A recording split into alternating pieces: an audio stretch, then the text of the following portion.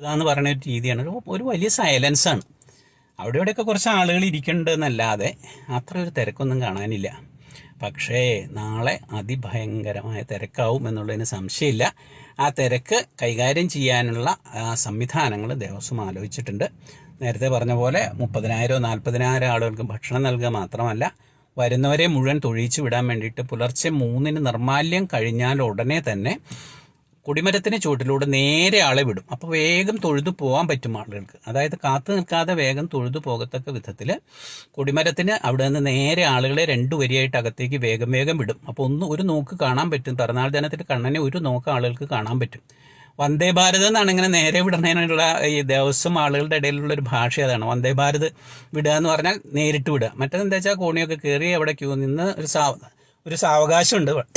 ഇത് നല്ല സ്പീഡിലാണ് ഇത് പോകുന്നത്. ഇതാ കൂളമരാണ് നിൽക്കുന്നത്. ഇവിടെ ഒരുക്കങ്ങളൊക്കെ പൂർത്തിയാക്കി തെക്കേനടയിലെ ശ്രീ ഗുരുവായൂരപ്പൻ ഓഡിറ്റോറിയത്തിലെ സദ്യക്ക്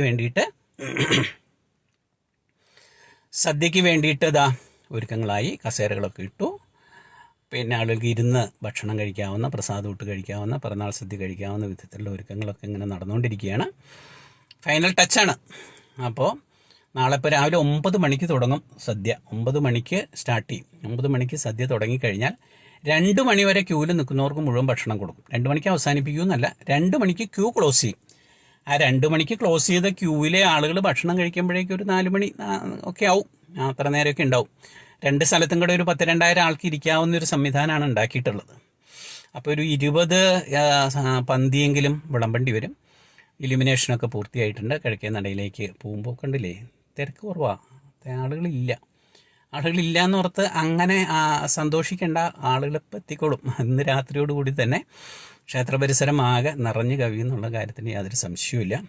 നാളെ പുലർച്ചെ 3 മണി മുതൽ ഭഗവാനെ ഒരു നോക്ക് കണ്ട് തൊഴുതു പോവാൻ ഉദ്ദേശിച്ചിട്ടുള്ള അനേകം ആളുകൾ എത്തിച്ചേരുമെന്നുള്ള കാര്യത്തിനും സംശയമില്ല. കുട്ടികളെ കുറേശ്ശെ കണ്ണനായിട്ട് വേഷം കെട്ടിച്ച്, ശ്രീകൃഷ്ണൻ്റെ വേഷം കെട്ടിച്ച് മഞ്ഞപ്പട്ടുടുത്ത് തലയിൽ പിന്നെ മയിൽപ്പീലി ചാർത്തിയിട്ടൊക്കെ ആളുകൾ കൊണ്ടുവരുന്നുണ്ട്. ഇതാ കിഴക്കേ നട എത്തിക്കഴിഞ്ഞു. കിഴക്കേ നടയിൽ ഗുരുവായൂരപ്പൻ്റെ ഭണ്ണാരത്തിൽ നിന്ന് മുല്ലമാലയാണ് ചാർത്തിയിരിക്കുന്നത്. മുല്ലമാല ചാർത്തിയിട്ടുണ്ട്.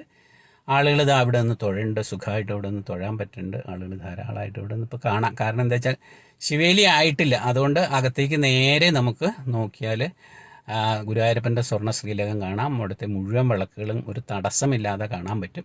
അതുകൊണ്ടാണ് ആളുകൾ ഇവിടെ നിന്ന് തൊഴുന്നത്. നമുക്കൊന്ന് തൊഴാം. ഏതായാലും നാളെ അഷ്ടമിരോഹിണിക്ക് മുമ്പായിട്ട് ഗുരുവായൂരപ്പനെ ഒന്ന് തൊഴാം. വിശദമായിട്ട് തൊഴാൻ പറ്റുന്ന വിധത്തിൽ നമുക്ക് നോക്കാം. ദീപസ്തംഭത്തിൻ്റെ മുന്നിൽ നിന്ന് നമ്മൾ നോക്കുമ്പോൾ കണ്ടോ, അകത്ത് ധാരാളം വിളക്കുകൾ, സ്വർണ്ണ ശ്രീലകം കാണാം, സ്വർണ്ണ കൊടിമരം കാണാം, ഭഗവാന്റെ വിളക്കുകൾ ധാരാളമായിട്ട് കാണാം. അകത്ത് ആരുമില്ല, കാവക്കാരൊക്കെ മാത്രമേ ഉള്ളൂ. കാരണം ഇപ്പോൾ ശിവേലി തുടങ്ങാൻ പോവാണ്. അതാണേ, ശിവേലി തുടങ്ങുന്നതിന് മുമ്പായിട്ടുള്ള സമയമാണ്. ഭഗവാന്റെ വിളക്കുകൾ നല്ല ഭംഗിയായിട്ട് കാണാം. ഇവിടെ നിന്ന് നമുക്ക് തൊഴാം. കൃഷ്ണ ഗുരുവായൂരപ്പൻ്റെ പിറന്നാൾ കേമാവട്ടെ എന്ന് നമുക്ക് ആശംസിക്കാം. ഗുരുവായൂരപ്പൻ്റെ പിറന്നാളിനൊപ്പം പങ്കാളികളാവാം. എവിടെയാണെങ്കിലും, ലോകത്തിൻ്റെ ഏത് കോണിലാണെങ്കിലും അവിടെ ഇരുന്നുകൊണ്ട് ഗുരുവായൂരപ്പനെ പ്രാർത്ഥിക്കുക. ആ തൂമന്ദഹാസത്തിൽ ലയിക്കുക. ആ പാൽപുഞ്ചിരി ഒരു നേരമെങ്കിലും കാണാൻ നമുക്ക് അവസരമുണ്ടാക്കാനായിട്ട് പ്രാർത്ഥിക്കുക. നമ്മുടെ മനസ്സിൽ സന്തോഷവും സമാധാനവും ഉണ്ടാക്കുക. സ്നേഹവായ്പ്, പ്രേമസ്വരൂപനായ ഈ ഈശ്വരൻ്റെ സ്നേഹവായ്പ് നമുക്ക് എല്ലാവർക്കും ലഭിക്കട്ടെ. കൃഷ്ണ ഗുരുവായൂരപ്പ.